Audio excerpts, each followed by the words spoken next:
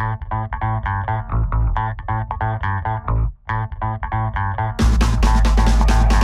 this is John Cole with OKRaw.com. Today we have another exciting episode for you. In this episode, me and a friend, Dr. Rick Dina, are going to dispel some myths that are going on and spread and misinformation about the raw foods diet online. You know, I've been doing it for 28 years. I think, Rick, you've been raw vegan now for like 35 years. Wow. And, you know, it really makes me sad when I see, you know, newbie people just spreading misinformation that confuses people more and gets people on the wrong path. And if you follow some of these people that may be pretty charismatic or whatever and seem like they're right, but then you don't do your research behind the scenes like I've been doing all these years, like Doctors Rick and Karen have been doing all these years, you're going to be misled. And then when you get misled, what happens? Then you fail, and now you're going to create videos like why I'm no longer raw vegan anymore. And we don't want that to happen to you guys. So that's why I'm making this video.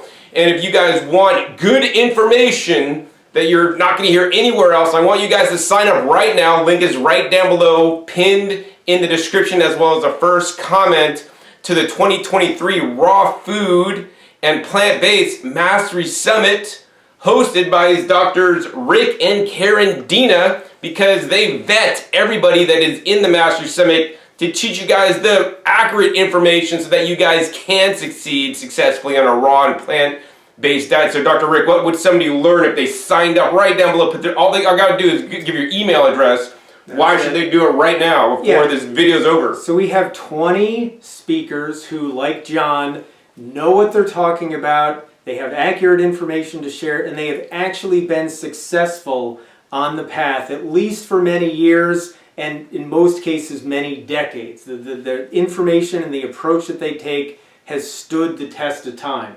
You can't argue with results. So it's just getting, like John said, it's getting harder and harder all the time to get accurate information, because the business coaches say, go out there and make provocative statements, create buzz, get more attention, and then you got more people, and then you sell them these overpriced programs and yada yada, and we've been to some of those things, and it's worse and worse. I remember in our 2016 webinar that we did, I talked about what I call the information age paradox. It's like, here we are, compared to when you and I started, John, there's so much more information so readily available, right? We had to go to conferences and read books and do all that hard stuff.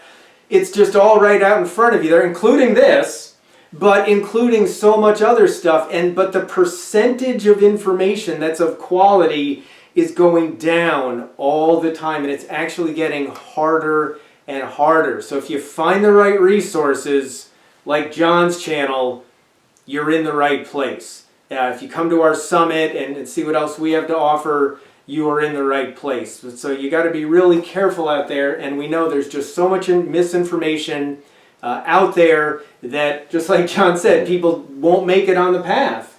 And then it didn't work for them, but it can work for them if you wanted to. So in this video, we're going to cover just a few myths out there and try to clear things up and make things make sense, so you can actually be successful and as healthy as possible.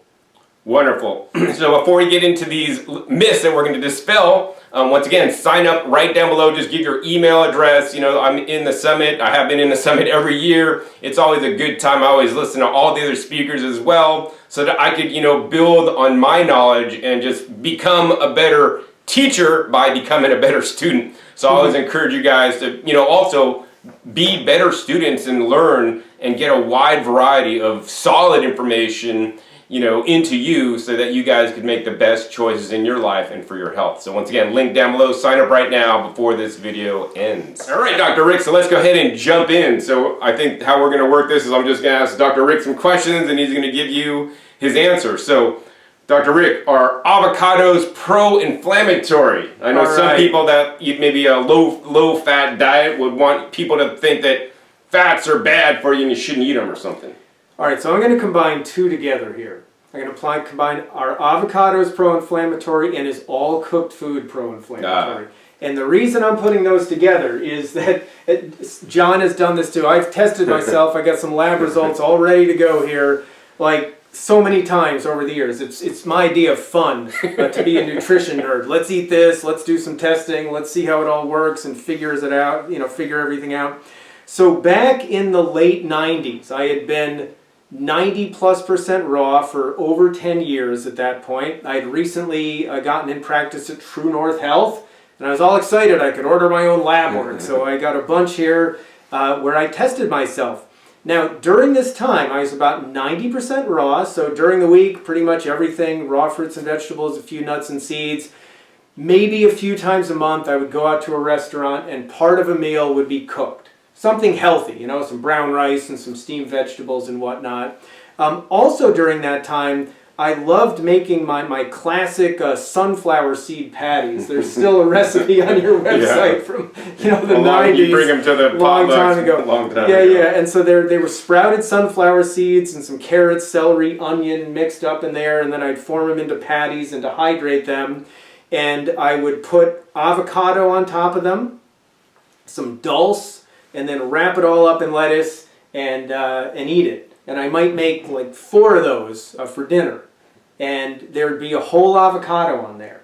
So anyway, that was my basic dietary profile at the time. Plenty of avocado, some cooked food, and how can you know if something's pro-inflammatory? Well, you can consume it, and then you can measure inflammation in the body. There's a variety of ways to do that, but one of the things that they did at True North, and they still do, is they measure something called the sedimentation rate, also known as ESR, erythrocyte sedimentation rate. I won't explain how it works, but it's a generalized indicator of inflammation in the body.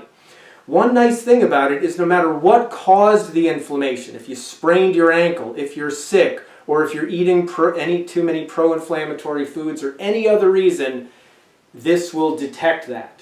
So, during that profile, the sedimentation rate here, this is actually March of 1999. It's going back a ways, but He's been doing this a while. 0 to 15 is the reference range. The higher, the more pro-inflammatory. My level was at 2, so that was really good. Going on to August of that same year, same dietary profile, my level was 1. Now, if all cooked food was pro-inflammatory and all avocados, or avocados in general, were pro-inflammatory, those numbers would be a lot higher. They wouldn't be down there way, way, way at the bottom of the reference range. And this one's really fascinating. This is in November of 1999, a few months later. I've got a note here that says that I was stressed at the time, and I was actually eating some vegan junk food. Oh, Rick, how could you? Vegan cookies and some other stuff. And what do we think my sedimentation rate was then? It was 1. 1, same. So basically, it's at 1 and 2 every time I've tested it. I've got a few others here. I've got 2 results around the same time from someone who's same basic dietary profile as me, raw most of the time, few times a month, go out to a veggie restaurant, have part of the meal cooked. And so this patient of mine, one time her score was 1, another time her score was 2. So that seems to fit. I've actually got somebody here 100% raw as a comparison point, low-fat, raw vegan, fruit-based, 33 years old, and her sedimentation rate, and reference range is a little different for women, it's 0 to 20, but her sedimentation rate was 1. So basically like the same. So Basically whether the you're same. raw or eating a healthy raw with a few cooked things, And avocados together. you're still going to have a low number according to these case studies. Yep, and we've even got one from this other guy I knew at the time. This is actually 2005 from John Kohler. I've been doing this a while too. Yep, and John had been 100% raw for about 10 years Yep, at that straight point. up. 100% raw. 100%. And you know what his score was then? It was 9. Oh, I was inflamed! Why was this, Rick? Do you remember? I remember very well. It was 2005. My wife and I and John's girlfriend and he and a few other people put together this program called Hawaii Live. We had a retreat in Hawaii. It was awesome. for all the participants, but for us, we were understaffed. Oh, we were doing everything, driving people from the airport, making the food, doing the lectures. One person bailed on us and kind of flipped out, and that made more for the rest of us to do. Yeah. We were all sleeping 3 or 4 hours a night. 4 hours was a good night. We were wiped out after that. John was feeling really lousy. He thought he might have had some infection. Yeah, exactly. So we tested him for that. That's probably why his sedimentation rate was high. Because I was sick. I had some kind of virus or bacteria that was undetermined, actually. Yeah, exactly. But of course I recovered later. So the point is, other things, like I said, can make the sedimentation rate increase any type of inflammation. So what have we seen here? Just to summarize. John was a little higher. We had a specific reason. The raw person, their level was 1, and myself and this other person, same dietary profile, about 90% raw, and including me eating plenty of avocados. This particular inflammatory marker, super low. If avocados caused inflammation and all cooked food caused inflammation, you would think that would be higher. And by the way, I have a thing about avocados, and I'm pretty well known in the plant-based community for knowledge about essential fats and omega-3s and 6s and what's pro-inflammatory and what isn't. And generally speaking, omega-3s are anti-inflammatory, omega-6s are pro-inflammatory, and by the way, there's a lot of omega-6s in sunflower seeds, so they came along with my sunflower patties that I put avocado on top of. And then they look at the omega-6 to omega-3 ratio. Now I got a question for all of you. What if you ate some food that had an omega-6 to omega-3 ratio of 3 to 1? 3 times more omega-6s compared to omega-3s. And then you ate equal amounts of another food that had a ratio of 1 to 3. For every 1 part omega-3, it had 3 parts omega-6. So it's opposite. Equal amounts of each of those foods. Let me ask all of you, you got to put your thinking cap on. What would the overall omega-6 to omega-3 ratio be? Some of you might think, well, it would be 1 to 1, right? Because you have 3 to 1 and 1 to 3 equal amounts, right? You know what the real answer is? The real answer is you have absolutely no idea. Really, you have absolutely no idea. And here's why. Because what you have to do is you have to add up the total amount of omega-3s you consume and the total amount of omega-6s in a day. And look at that ratio. For example, lettuce has quite a bit more omega-6s, quite a bit more omega-3s compared to omega-6s. And let's pick my sunflower seed patties, or let's pick avocado. Avocado has about 15 times more omega-6s compared to omega-3s. Sounds really bad, right? But the majority of fat in avocado is monounsaturated. A little bit is omega-6, and even less, 1/15 of that, or 1/12 or 1/14, depending on what chart you look at and what type of avocado it is omega-3. So the total amount of omega-6 is actually very low. So it really isn't pro-inflammatory on the whole. John likes drinking coconut water. Not anymore. He used to a lot. He was the coconut man. You know what? Of coconut water, of the fat in coconut water, 90% of it's saturated fat. We've all heard we don't want to get too much saturated fat. But there's not a lot of fat in coconut water. Exactly. At all, it's mostly coconut water is crazy low in calorie density, and the percentage of calories from fat is extremely low. So if you just heard 90% saturated fat, wow, it sounds like you could get too much saturated fat that way. But when you take other things into consideration to put things in relevant perspective, you really don't have to worry. So hopefully that makes sense. Don't go overboard on avocados. Don't go ketogenic and have an all, 10 avocado a day diet. But don't worry about a few of them here and there. I found out they're not pro-inflammatory for me. I think you'll all find the same thing. All right, Dr. Rick, the next question is a fast bowel transit time the key to anti-aging? All right, that's an interesting one. I suppose if you look at it really globally, You look at the average person eating processed foods and animal products on a very low fiber diet, they might have 2 or 3 bowel movements a week. And you look at other people eating mostly fruits and vegetables on a really high fiber diet, they might have 2, 3, 4 bowel movements a day. So that's actually much quicker transit time. If you look at those two extremes, I suppose you could make the argument a faster bowel transit time is better. But once you're in that realm, John and I were talking about this, what if you do something and you've got diarrhea? Does that mean you're going to live longer now? Because everything goes You're probably going to live shorter, actually, really fast. because things aren't getting digested. Yeah. I thought of another example. If you consume large amounts of really, really green juice, if you make, straight kale juice, or maybe half kale, half something else, a lot of you know, chlorophyll, the center atom of the chlorophyll molecule is magnesium.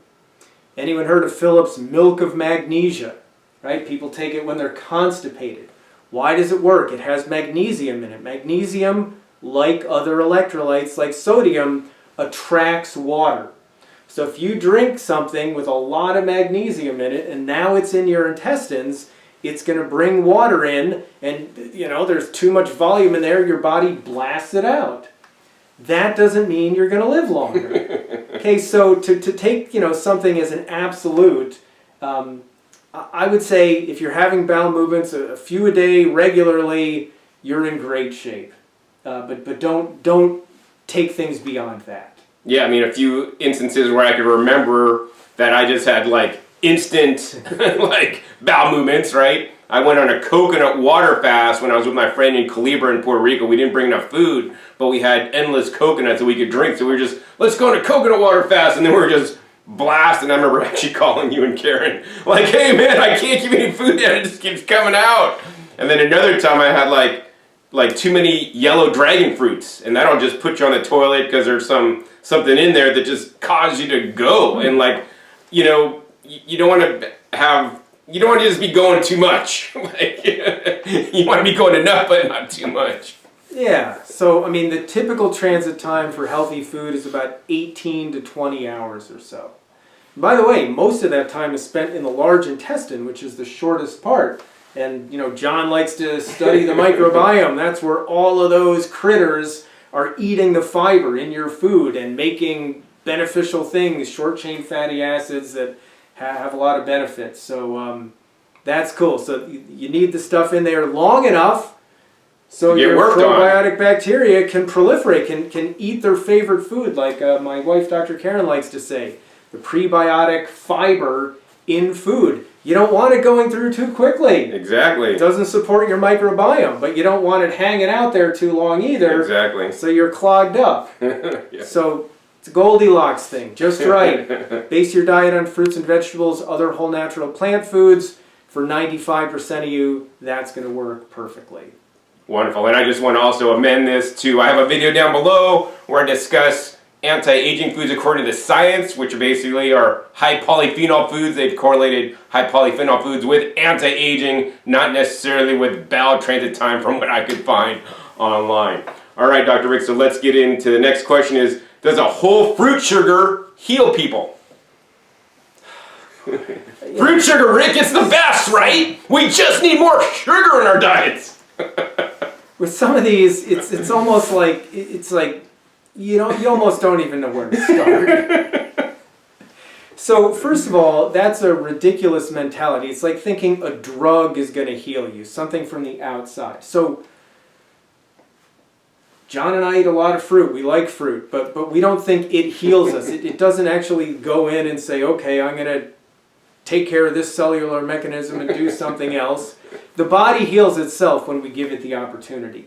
Now you can make the argument, if you look at water fasting, for example, people make extraordinary recoveries with water fasting because they're not using any energy digesting food. The body has the opportunity to cleanse and heal and regenerate, and I saw that for 4 years. Dr. Goldhammer's been at it for 38 years, since 1985, is my math right there? I think so. So, a lot of other people have been at it a long time. So, amazing things happen. Now, one of the nice things about fruit is those simple carbohydrates are pre-broken down. Your body has to do very little work. So let's say your average person's eating French fries and pizza and all that stuff. They're using a lot of energy just dealing with the food. Their body doesn't have a lot of energy left over to heal. Let's say at the extreme this end of the spectrum, you're on a water fast. When you're eating fruit, you're maybe about here. What about like green juice, Dr. Rick? Even less. You're Even less. like here. So if you're just looking at energy expelled, maybe a green juice might be better than fruit in this way for energy use. Correct. Well, I'm just trying to give them the benefit of the doubt here and Sure. say you could argue that when you're eating fruit sugar, that means you're eating fruit. That means a lot of your diet isn't using much of your body's energy.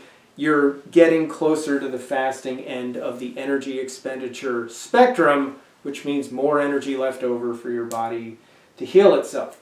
Having said that, though, the sugar itself is not doing the healing. The body does the healing. And I think we have another question coming up about that it actually needs nutrients in order to accomplish that most effectively. And we'll talk about that when we get to the fruit-only vegetable. All right. But yeah, I mean, and juices too. Juices are real easy to digest. Sorry, this end of the spectrum, real easy to digest. That's about half the equation why a juice fast can be so beneficial. So the next question, Dr. Rick, is 100% fruit diet the best for health? Absolutely, positively not. I cannot emphasize that enough. 100% fruit diet has some attributes. It's pretty solid in nutrients, really good in some nutrients, but it's clearly lacking in a lot of really important nutrients, especially a lot of really important minerals. You're not going to use much energy digesting the food. You've got a lot of fiber in there. The fruit's delicious, so you got all those pluses going on. But in terms of detoxification, our liver has 2 phases of detoxification. These processes are actually nutrient dependent, and vegetables are much higher in many of the key nutrients that allow the liver to detoxify problematic substances out of the body compared to fruit. So when you add vegetables to your fruit-based diet, generally speaking, because of the greater nutrients, because the liver can work more efficiently now, you enhance your body's ability to cleanse itself. So is fruit the best? Only no. You're ripping yourself off out of your body's ability to keep itself free of various waste products that it's working hard to try to eliminate. The other thing is, or one other thing that I know John is more up on than I am, is that vegetables contain a lot of some prebiotic fiber that fruit does not. So you can make more probiotic bacteria happy. It can grow and proliferate and provide a lot of benefits for you, such as appetite control, blood sugar regulation, having your hormones work well, keeping you in a good mood, all sorts of other benefits that you get by adding vegetables to your diet because of the fiber in vegetables. So we eat a lot of fruit. It's a staple in each of our diets. It's great, but you got to have a lot of vegetables in there too to round out the nutrient and the fiber profiles for optimal health. So Dr. Rick, does fruit provide complete nutrition? No, so just like we said, vegetables are complement fruit. It doesn't. It just doesn't. Tell you what, any of you, do something.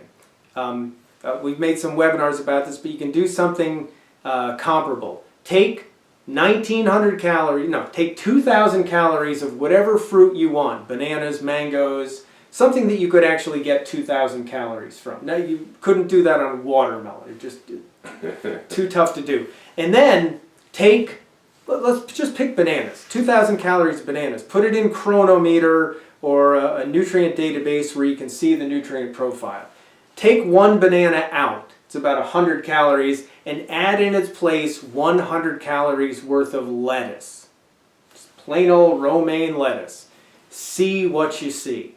And you can report back. Maybe some people can make some comments if any of you want to get some extra credit. See the dramatic differences in nutrients just from 100 calories, 1/20th of the diet, coming from a leafy green vegetable. It will be dramatic. Yeah, and finding the perfect ratio of fruits to vegetables is quite important so that you don't undereat. I'll put a link down below to a video where I discuss this in specific numbers if you guys want to learn more about that. Now, the other thing I want to say, Dr. Rick, is that while putting in a chronometer is great and how many people need to be aware of their macronutrients, also their micronutrients, vitamins and minerals, there's things that chronometer does not even discuss or talk about, like phytonutrients or plant phytochemicals, things like anthocyanins or lycopene. These things aren't even really shown in science, unfortunately, at this point. And every different fruit or vegetable can have different ones, and that's why I believe they're so important. And then things like chronometer don't even go into the different types of fiber. There's more than just soluble and insoluble fiber and all the different prebiotic foods that can be in different fruits and vegetables as well. So I want you guys to consider, to know what you don't know. And the more I learn I don't know, actually. Yeah. It's the old saying. But still, start with chronometer. That'll tell you a lot. That's a good baseline. But far from everything, John is absolutely correct. I mean, I'm more advanced knowledge topic that most people may not even get into. But even with a super basic thing, you'll see the value of adding. Absolutely. And by the way, John's got how many thousands of YouTube videos? I've got a dozen or so. So if you go to type my name into YouTube, you'll see my dozen or so videos. I've done a few where I analyze only oranges, and then I take some oranges out and add some vegetables in. And you see the progressive difference each time. And again, you see just a dramatic improvement in the nutrient profile when vegetables are added to your fruit diet. Wonderful. Yeah, I'll put links down below to Dr. Rick's videos so you guys can check those out. Subscribe to his channel. One of these days, I hope he puts out more content personally. Getting there. Working on it. Working on getting there, shall I say. All right, Dr. Rick, so is fruit acid forming? All right, so that's a really good one. So we're not against fruit, right? But we're not into fruitarian diets because, as I've been saying, vegetables are so important. We had a student when we used to teach our Science of Raw Food Nutrition series of classes who made this claim, fruit's acid forming because of the sugar. And I'm like, okay, so that inspired me to make a video. I ate only oranges for a day and a half. And then for the latter 24-hour period, I collected all of my urine, and then I measured it. It was 7.0. It was neutral. It was not acidic. Oranges, right? An acid fruit. So if all fruit was acidic, my urine, after only eating fruit for a day and a half, especially an acid fruit, would have been acidic. And by the way, then that's what inspired me to say, hey, let's look at the nutrient profile of oranges only versus adding vegetables. So, and where that thing comes from is that glucose or blood sugar is very slightly acidic. And, blood sugar is traveling around your blood with cholesterol and minerals and all sorts of other stuff, bicarbonate ions, and that balance keeps your blood slightly alkaline, right where it needs to be. But those of you familiar with diabetes know that if your blood sugar goes crazy high, like it should be between 65 and 99, in between meals, it can go into the low hundreds after a meal for a little while. But if it's like 800, 900, 1,000, 1,200, crazy high, people can go into a diabetic coma. They're actually in something called ketoacidosis. And at that super high level of glucose, the acidity can actually add up and cause your bloodstream not actually to be acidic, but to get down to 7.2 or something like that, and we can't function that way. So that's where that claim comes from, but that's a super extreme example. Is all fruit acidic? Absolutely not. Most of it's actually very alkalizing. All right, Dr. Rick, the next question is, can whole fruit by itself detoxify the body as efficiently and effectively as possible? Saying basically, fruit's the best thing to detox the body. Bottom line answer is no. Fruit can do a really good job, but like we've been saying, you need to add the nutrients in vegetables to give the liver the opportunity to do its best job. It's that simple. And by the way, you're getting some basic education here. And when people have basic education and they see all these myths out there, they know better and they don't get thrown off track. Or sucked in. Yeah, to some charismatic person trying to sell you something. Exactly. I mean, you cannot emphasize the value of education enough. So utilize social media, but be discerning about who you listen to. Then you can get its benefits without getting its drawbacks. So, Dr. Rick, are fruits far superior to whole food starches? Oh, that's a good question. Let me think. So for 35 or so years, most of the time I have been about 90% raw, like I shared when I was measuring my sedimentation rate and other things back in the 90s.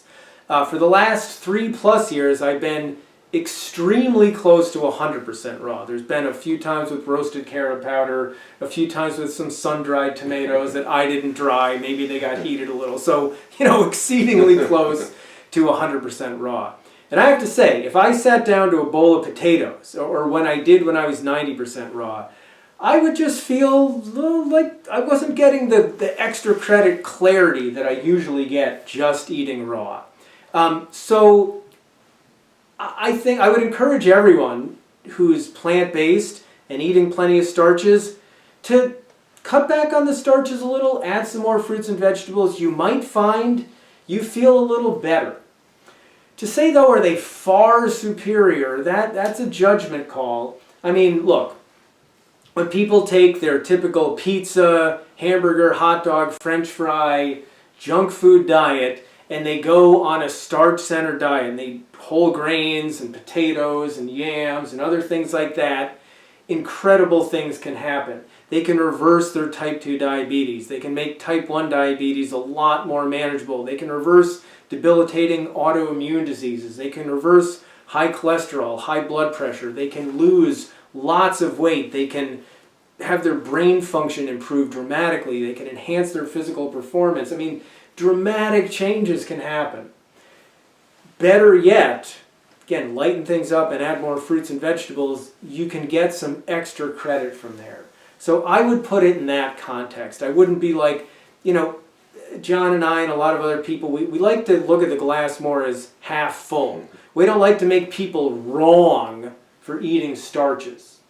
We just like to have them include more fruits and vegetables, see how they feel, make the decision for yourself.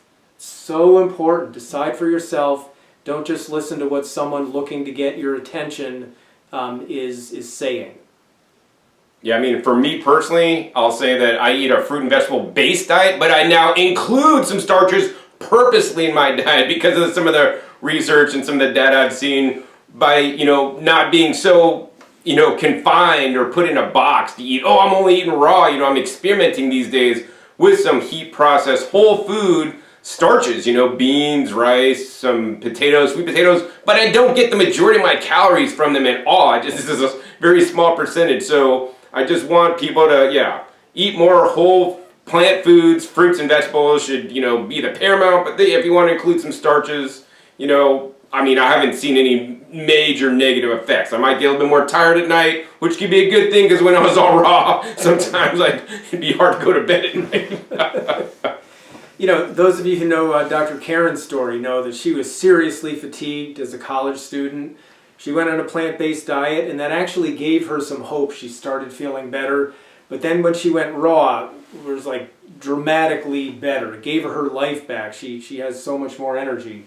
If she looks at a big plate of potatoes or something like that, she says, that looks exhausting. Why does she say that? Because she knows when she eats it, she's going to feel exhausted. She and an ex-boyfriend went to a macrobiotic center years ago, and she ate all that food, and she got exhausted again. So anyway, there is something too that fruits and vegetables are lighter, and it's kind of funny, John. For years I was 90% raw. John was the all raw guy. Now we've switched. Opposite. At least till I go back. I keep going I do a fast at the beginning of the year, and then I'm I'll add cooked food in a few months. But then it gets to be July or August. I'm I might as well finish up the year. I've been doing that for 3 years now. But And then I've been experimenting with like beta carotene and other things, and now I'm experimenting with my microbiome testing, and I want to do things that I'm all raw. So then when I add some cooked food back in, I have a baseline that I can compare. So who knows? Maybe I'll go a few more years. Maybe it'll be a couple more months. But maybe we can redo this when I start to add some steamed veggies and other things back in. It'll be interesting to see if I really notice a difference in how I feel. Right. Well, feeling is one aspect of health. True. Of course, your microbiome test, blood tests, and different kinds of tests also very important. But you should feel good. Yes, of course, sure. absolutely. You should feel good.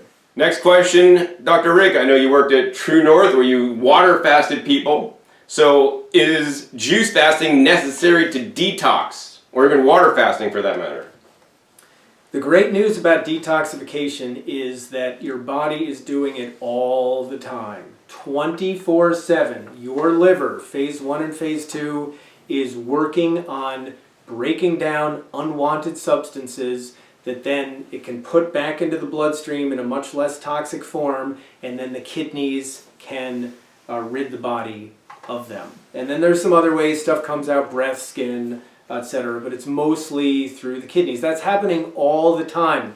Going back to my energy spectrum usage, when you're at this end here and you're eating fresh fruits and vegetables that are easy to digest, while at the same time giving your body loads of nutrients to drive the nutrient-dependent detoxification processes, you're doing a great job. You're keeping up with the metabolic waste products that your body's generating, and maybe some pollution and other stuff that's coming in.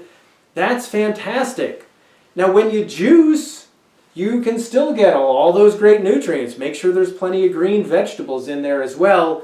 You ease up digestion a little bit more, so you get some extra credit. And then the ultimate is water fasting, where I saw people recover from just incredible things their doctors told them they wouldn't get better from. So I would consider juice fasting and water fasting some really extraordinary extra credit type of endeavors that can maximize detoxification, but it's not binary. It's not like when you're eating, you're not detoxing and you have to juice or water fast to detox.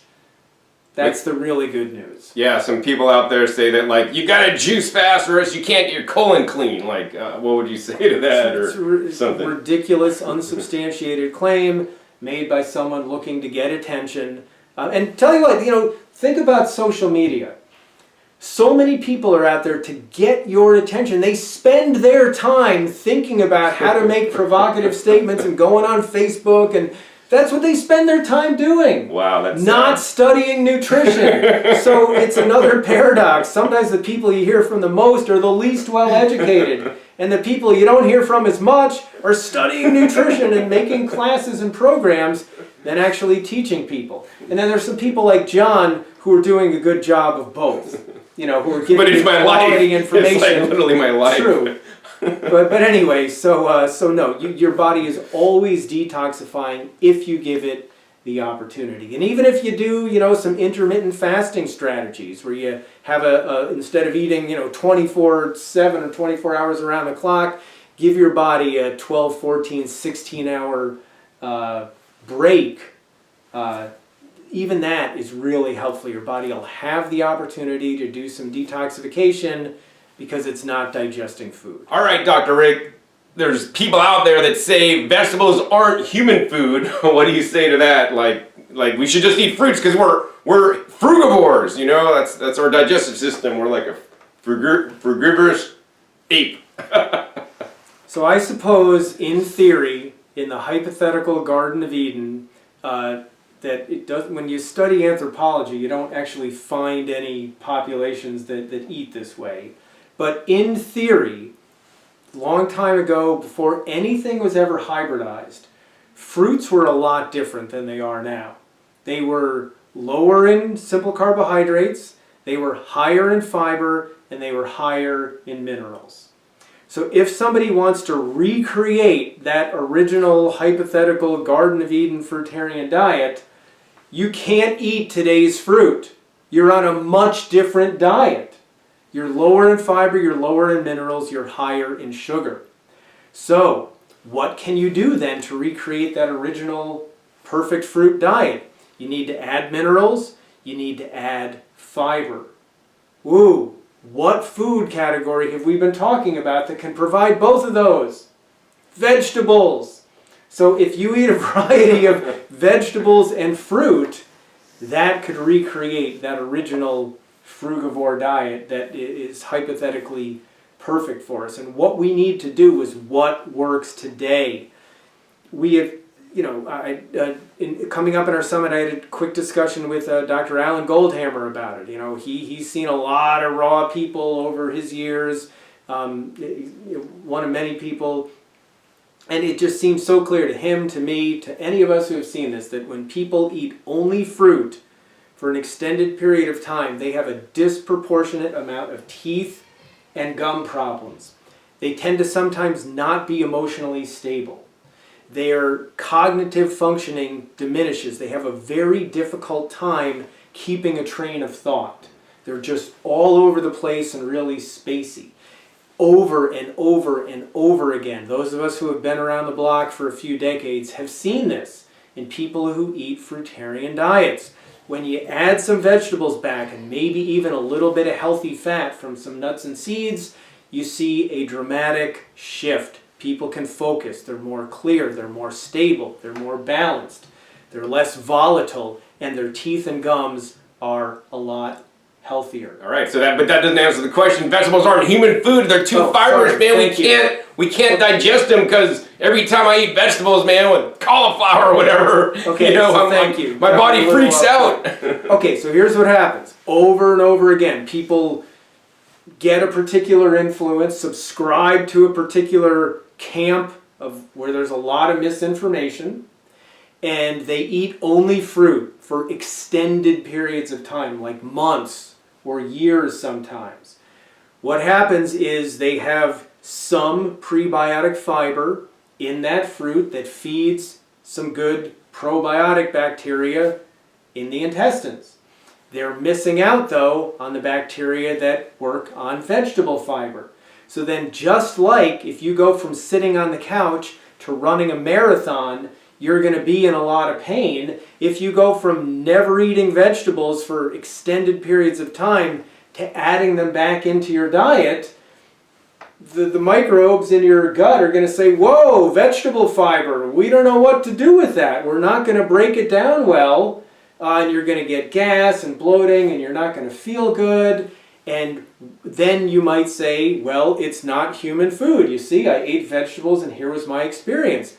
But if you build up gradually, then the prebiotic fiber in the vegetables starts to get the bacteria that eat that stuff, starts to increase gradually. Then you can handle vegetables easily.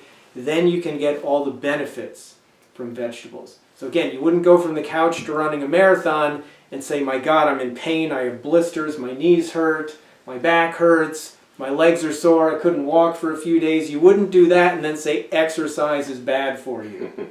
Right? So don't do the same thing with vegetables. I can see where that experience happens. And I've had patients and we've had students over the years who they have found themselves in that position.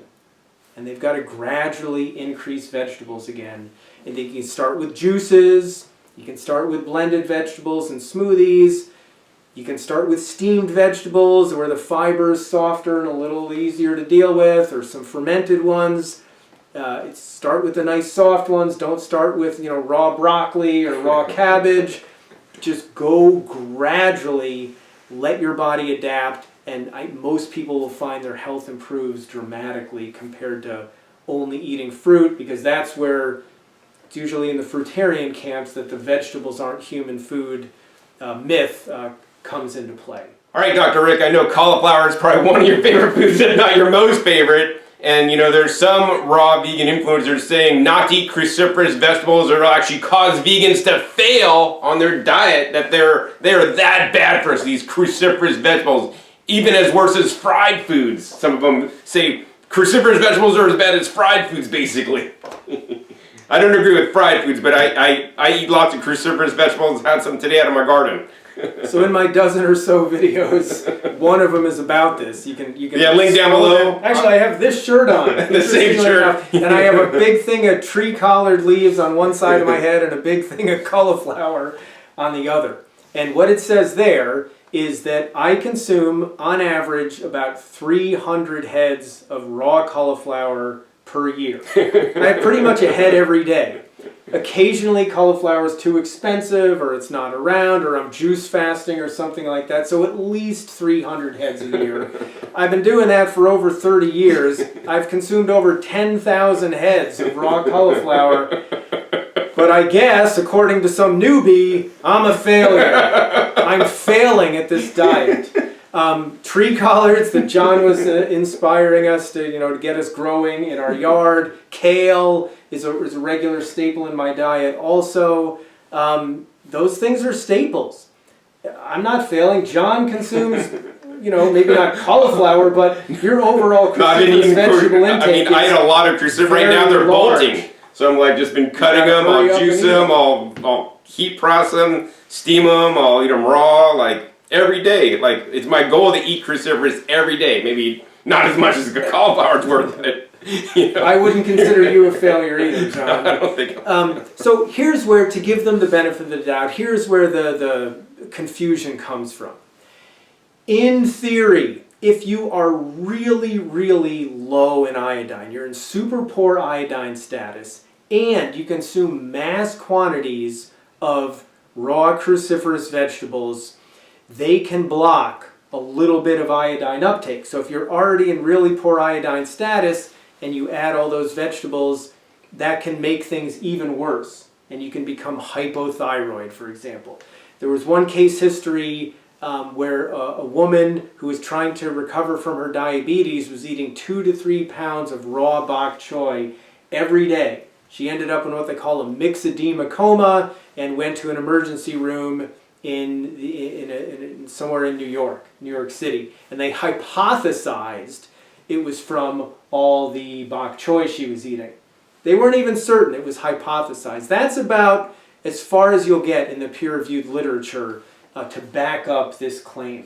So every now and then, I add a little dose powder to my salad. Check my iodine every now and then. Check my thyroid function to make sure that's working right. And I've never had an issue. And people just don't. And cruciferous vegetables are some of the most nutrient-dense foods in existence. John's really into the nutrient density and maximizing it, and by how you prepare your food and how you grow your food and all those other things. Nutrient density is really, really important. So it's another example where subscribing to this myth can take some of the most important foods there are out there out of your diet, and we don't want that to happen to any of you. Now, if you don't happen to like raw cauliflower like I do, lightly steam it. It's still super good for you. Yeah, I would also say that look up the studies on the benefits of cruciferous vegetables. There are thousands of studies on the benefits of anti-disease, anti-aging of the cruciferous vegetables. And look them up yourself, like scholar.google.com is what I like to use. You can just see them all right there. All right, Dr. Rick, so we've dispelled a lot of the myths and misinformation that are being propagated by some raw food influencers these days. But now I want to really leave. Some of them John has a bone to pick with, obviously. No, I only will pick with people that are really just blatantly spreading misinformation. If they're like on the line, like, oh, that could be true if you maybe put it in this context, I don't really care. But if it's like blatant misinformation that's going to cause people to fail, that's when I get ticked off a little bit, man. Like, we want people to succeed. We exactly. know what benefits we've gotten from our and I've lives. seen so many people needlessly fail that did not need to fail, and I don't want that to happen. If somebody's watching me, they're gonna have as accurate information as I provide. I'm not always right, but if I'm wrong, I'll make a correction or remove the video. But I try to be as accurate as I can. Of course, I've also been doing this quite a long time, and I'm just here to make the world a better place and share what I've learned, basically. So, Dr. Rick, I want to leave everybody with something today. Like, what is what do you consider a balanced raw vegan diet? So somebody could learn about all the misinformation, but then how can somebody just eat a healthy raw vegan diet, according to you? All right, so it won't surprise any of you to hear at this point, if you've watched the whole thing, that I think vegetables are incredibly, incredibly important. So I would start with that. Eat as many raw vegetables as you can enjoy. Okay, don't go overboard and hate it and then quit and think, yeah, vegetables aren't human food. Eat a lot of them. I'll tell you a typical day of me, I eat about a pound of romaine lettuce. John wishes there was more variety in my diet, but I get my leafy greens in there. I get about a pound of cauliflower in. I get about a pound of zucchini in, so there's 3 pounds of vegetables right there. And I'm counting zucchini as a vegetable, right? I know the botanical classifications. And then there's more vegetables usually in my dressing. And then sometimes during the day there's kale or collards or other things in a smoothie I make, or sometimes I just eat that stuff along with my fruit. So you want a lot of vegetables in your diet. They're just so important for some of the reasons we talked about, as well as for others. And then eat plenty of fresh fruit. Okay, you can get a lot more calories out of fruit in general than you can out of vegetables. You can't get enough calories from vegetables. We don't have enough room. Most people don't have enough time in the day to eat enough vegetables. So basically, as long as you're getting several pounds of vegetables in, or at least 2, and make at least half of that green, like leafy green, you're in really good shape. That's an excellent foundation. Then you want to eat plenty of fresh fruit that you enjoy to add to the nutrient complement and to make sure you're getting enough calories. And still, that can be challenging for people to get all of their calories just from doing that. There's plenty of people out there who are low-fat raw vegans. They eat fruits and vegetables. They've been thriving for decades. If that works for you, that's great. It may not work for everybody. So then where else can you get some extra calories from? If you want to stay all raw, you can eat a few nuts and seeds. Dr. Karen and I like to do that. We add like some walnuts and chia seeds to our dressings at night. And there's a lot of vegetables, a little bit of walnut and chia, and we pour that over a lot more vegetables. That makes our salad more filling, more satiating, just feels good, and we get more calories that way. Another way to get more calories is you can add a few steamed things, or dare I say a few starches. And if you're eating 80, 90% or 50% fruits and vegetables and the other 50% some steamed vegetables and starches, in my opinion, I still think you're doing great.